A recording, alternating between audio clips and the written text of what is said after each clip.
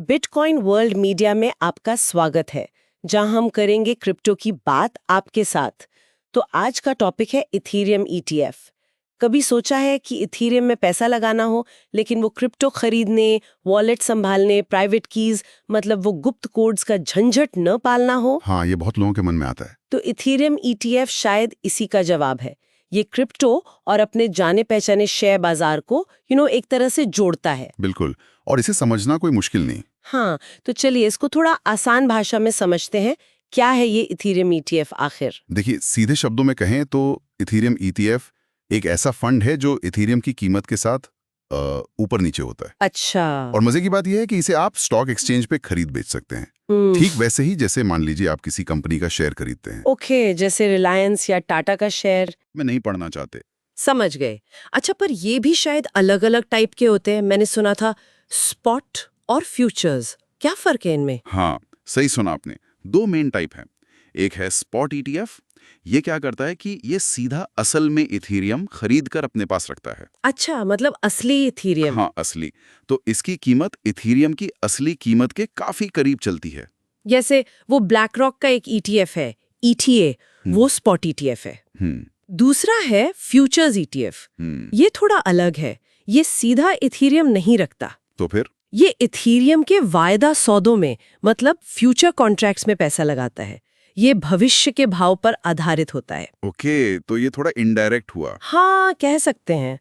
और कभी-कभी इसकी कीमत इथेरियम को उतनी सटीक तरह से फॉलो नहीं कर पाती, क्योंकि इसमें कुछ और खर्चे वगैरह भी जुड़ जाते हैं। समझ गए। तो स्पॉट वाला ज्यादा सीधा लगता है सुनने में। अब ये काम कैसे करता है पूरा सिस्टम? मतलब कोई खरीदता कैसे है इसे?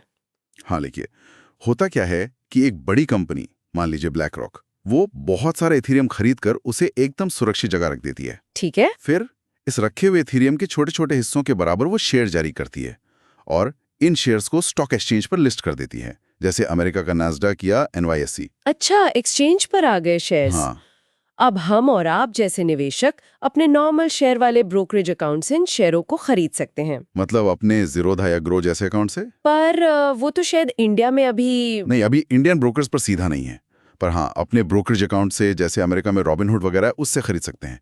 तो जैसे इथेरियम का भाव बदला, वैसे ही शेयर का भाव भी बदल गया। वाह, मतलब झंझट खत्म। बिल्कुल, जैसे जूस पीने के लिए फल खरीदो, छीलो, काटो, जूस निकालो, उसकी बजाय सीधा दुकान से पैक जूस ले लिया। थोड़ी कीमत शायद ज्यादा हो, पर आसानी बहुत है। हाँ, ये बात तो है। और हम जैसे भारतीय निवेशकों के लिए इसका क्या मतलब है? यहाँ तो क्रिप्टो के नियम थोड़े साफ नहीं है अभी भी। बिल्कुल सही पॉइंट है। भारत में जहाँ क्रिप्टो नियमों को लेकर थोड़ी अनिश्चितता है, ये ETF एक रेगुलेटेड, मतलब नियमों के दायरे में आने वाला रास्ता देता है। रेगुलेटेड, ये जरूरी है। हाँ, तो निवेशकों को वो चिंता कम होती है कि एक्सचेंज सुरक्षित है या नहीं, वॉलेट कैसे संभाले। पहले कुछ एक्सचेंजों के साथ दिक्कतें हुई थी, तो वो डर कम हो जाता है। ये शेयर बाजार जैसा तरीका जिस पर लोग ज्यादा भरोसा करते हैं।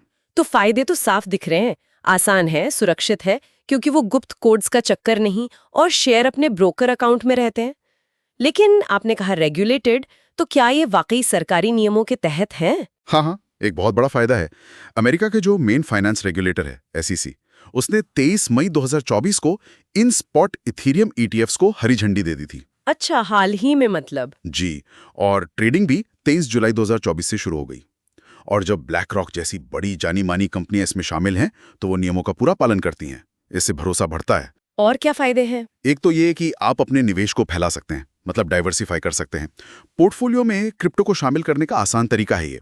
और क्योंकि ये स्टॉक एक्सचेंज पर हैं, तो इन्हें खरीदना बेचना भी काफी आसान है। लिक्विडिटी अच्छी रहती है। लेकिन एक चीज मेरे मन में आ रही है, जो लोग सीधे इथेरियम खरीदते हैं वो उसे स्टेक करके कुछ एक्स्ट्रा कमाई भी कर लेते हैं, है ना?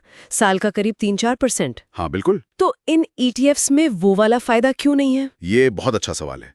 देखिए, फिलहाल जो ETFs अमेरिका में अप्रूव हुए हैं, उनमें स्टेकिंग की सुविधा नहीं दी गई है। क्यों? इसकी मुख्य वजह रेगुलेटर SEC के नियम हैं।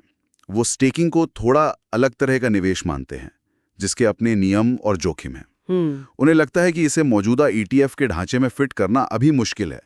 वो नहीं चाहते कि ETF कंपनियां स्टेकिंग से होने वाले रिटर्न की गारंटी दें या उसका वादा करें। मतलब रेगुलेशन की वजह से। हाँ, हो सकता है आगे चलकर नियम बदलें या कोई नया तरीका निकले और ये सुविधा जुड़ जाए, इस पर बात चल रही है। ओके। तो अगर भारत में किसी को ये खरीदना हो तो कैसे होगा? आपने कहा इंडियन ब्रोकर पे नहीं है। हाँ, फिलहाल तो भारतीय ब्रोकर्स जैसे ज़ीरोधा, ग्रो, अपस्टॉक्स, इन पर ये सीधे उपलब्ध नहीं है। तो फिर? आपको रॉबिनहुड जैसे अंतर्राष्ट्रीय प्लेटफॉर्म पर अकाउंट खोलना होगा। उसके लिए KYC मतलब अपनी पहचान वगैरह वेरीफाई करानी होगी। अच्छा, मतलब थोड़ी प्रोसेस है। जी, और टैक्स का भी ध्यान रखना होगा।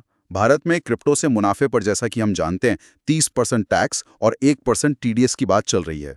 हो सकता है इन ETF पर भी वही लागू हो। ओह। या फिर क्योंकि ये शेयर की तरह ट्रेड होते हैं तो शायद कैपिटल गेन्स टैक्स लगे।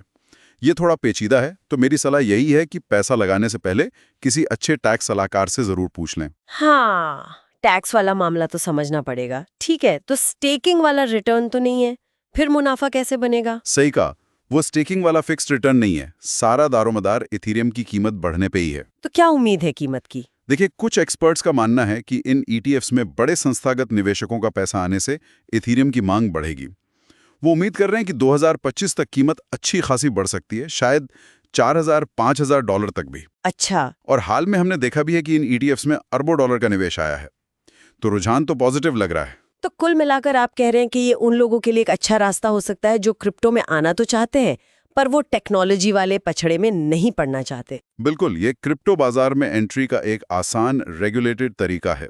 और जब ब्लैक रॉक, फिडेलिटी जैसे बड़े नाम इससे जुड़ते हैं तो ये न सिर्फ आम निवेशक का भरोसा बढ़ाता है, बल्कि ये क्रिप्टो को एक मुख्य धारा की संपत्ति बनाने में भी मदद करता है। लेकिन हाँ, ये याद रखना बहुत जरूरी है कि क्रिप्टो मार्केट है तो उतार चढ़ाव तो रहेगा ही, मतलब जोखिम है, और इन ETFs को मैनेज करने की एक फीस भी लगती है। सही बात है, जोखिम और फीस दोनों का ध्यान रखना होगा। जी बिल्कुल। तो क्या इथेरियम ETF क्रिप्टो में निवेश का भविष्य बन सकता है, खासकर उन लोगों के लिए जो सीधे सिक्के खरीदने से थोड़ा हिचकिचाते हैं? इस पर जरूर सोचिएगा। डेली न्यूज की जानकारी के लिए हमारे चैनल को सब्सक्राइब कर लें। जल्दी मिलते हैं एक नए टॉपिक के साथ। धन्यवाद।